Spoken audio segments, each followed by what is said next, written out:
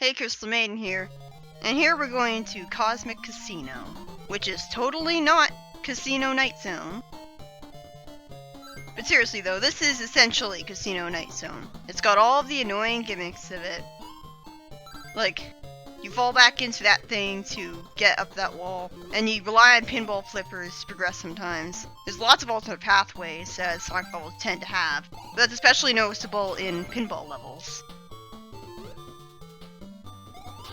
How are you supposed to know that you can go through that wall, and it's not just a wall that blocks you?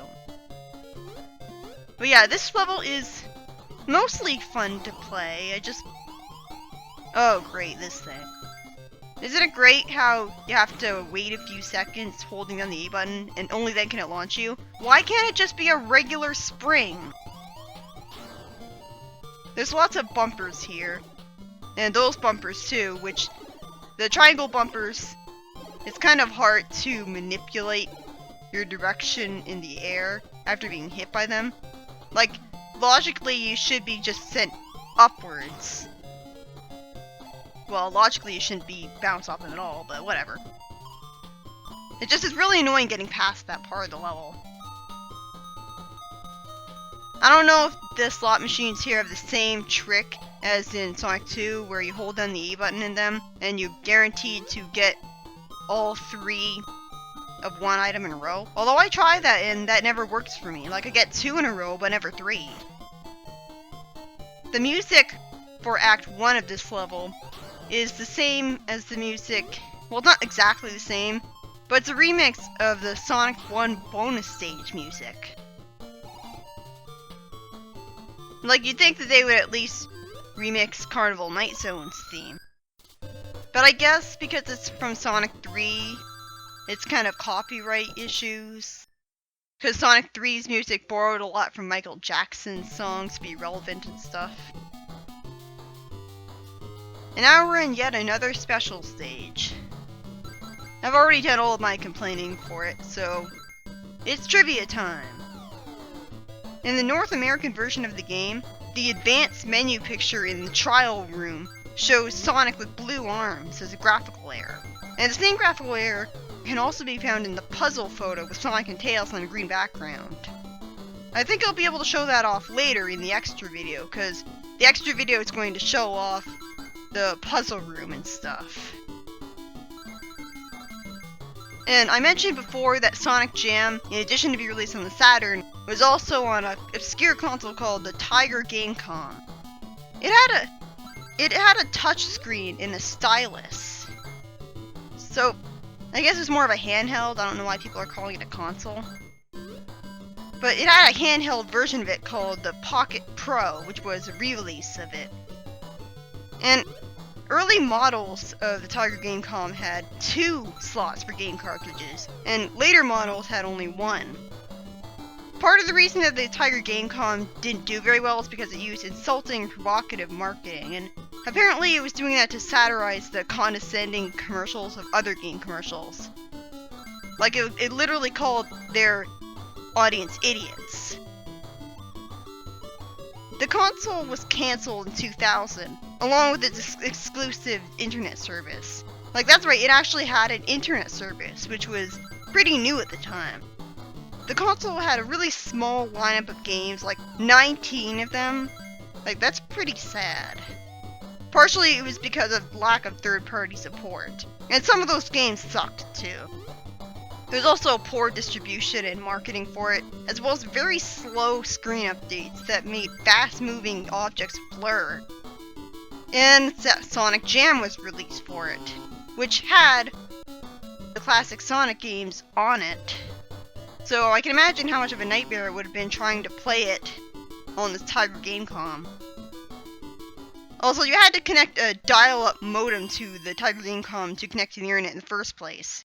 You could upload high scores, check email, or view the internet if you owned an internet cartridge.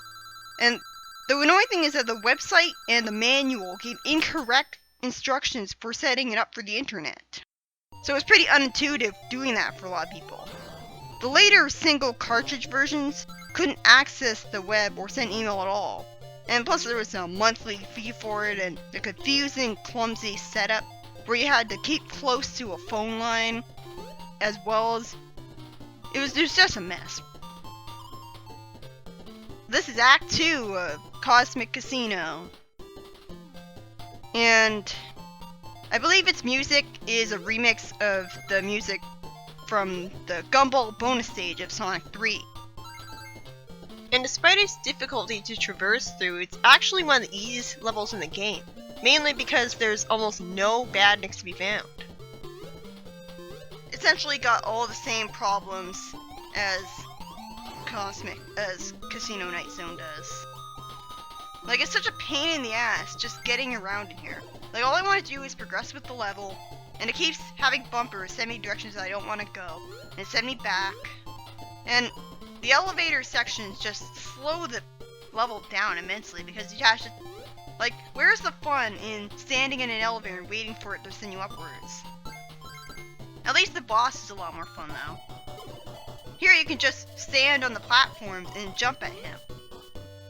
So it's not like you have to spin dash up a wall and jump off it, and that's the only way you can reliably attack him.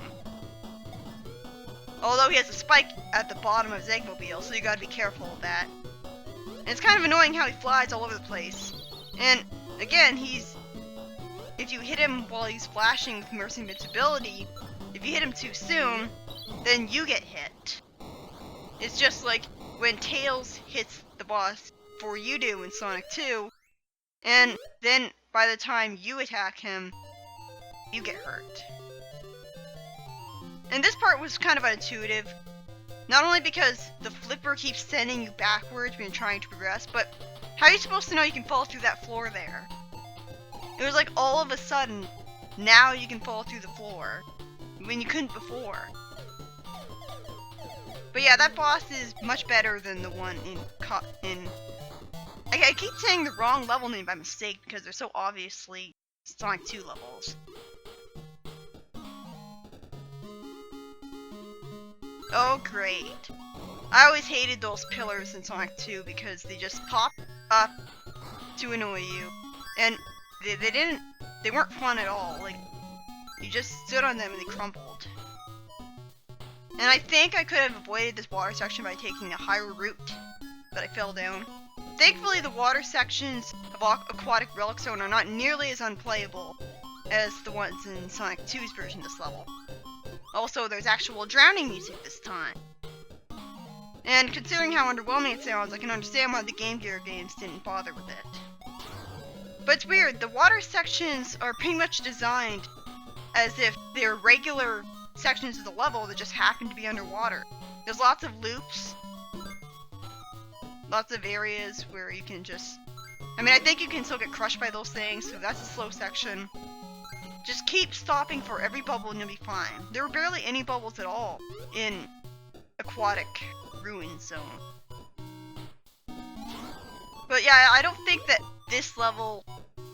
The water sections in Aquatic Ruin Zone were pretty much unplayable for me.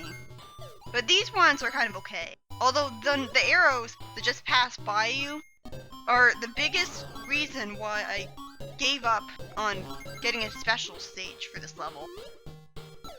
Because it's so easy to get hit by them and not have enough rings to get a special stage at the end of this. And because you can only get a special stage at the end of Act 1, you only have so many chances to get all the Chaos Emeralds. And there actually aren't 7 special stages in this game. You've got to get all the ones you can, and then you've got to...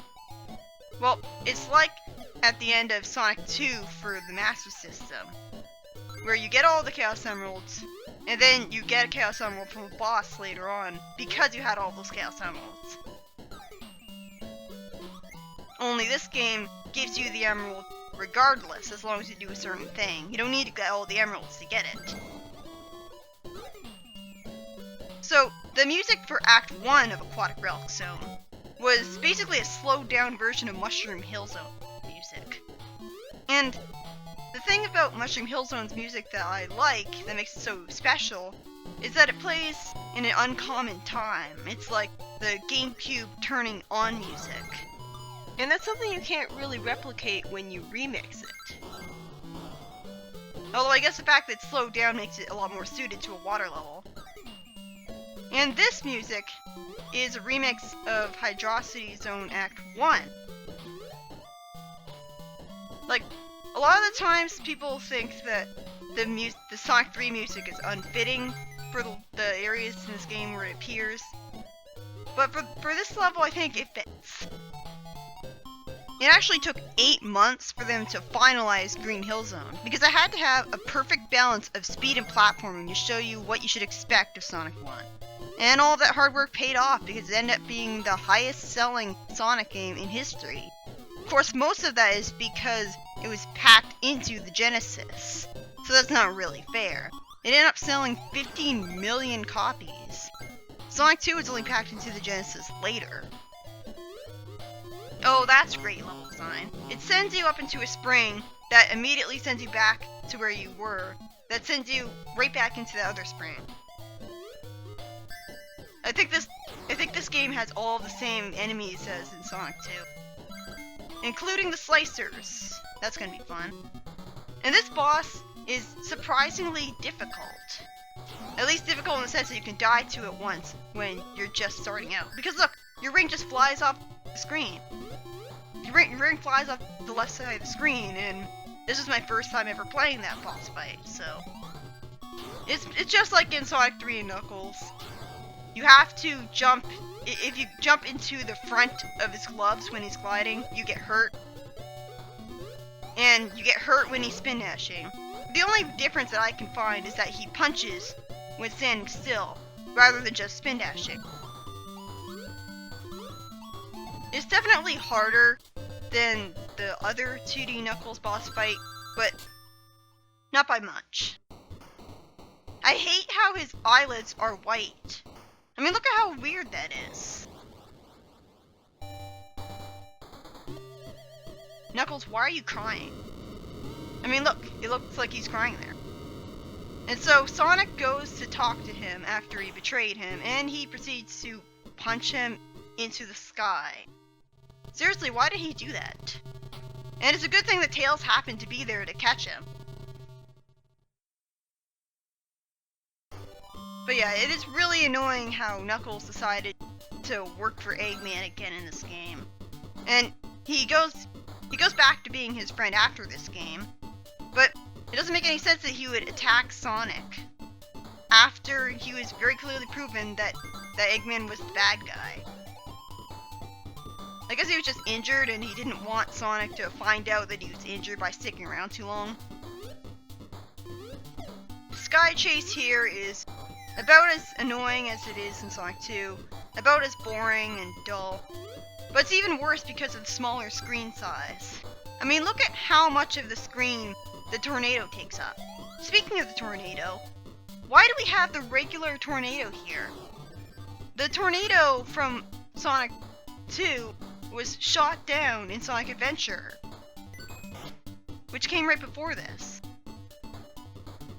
So that kind of makes it weird because this game was released after Sonic Adventure, but here's the tornado just... Also, these things can pretty easily hurt you because they drop projectiles on you. And this level is pretty bullshit if you're trying to get the special stage, because you can't get hit even once because there's such a small amount of rings, and you need to make it to the end of the level with 50 rings. But these guys can just suddenly fly at you from the edge of the screen. At least there's no turtle platforms that you can stand on top of, but you can't, like, they're solid from the top and not the bottom, so that makes it easier to get hit.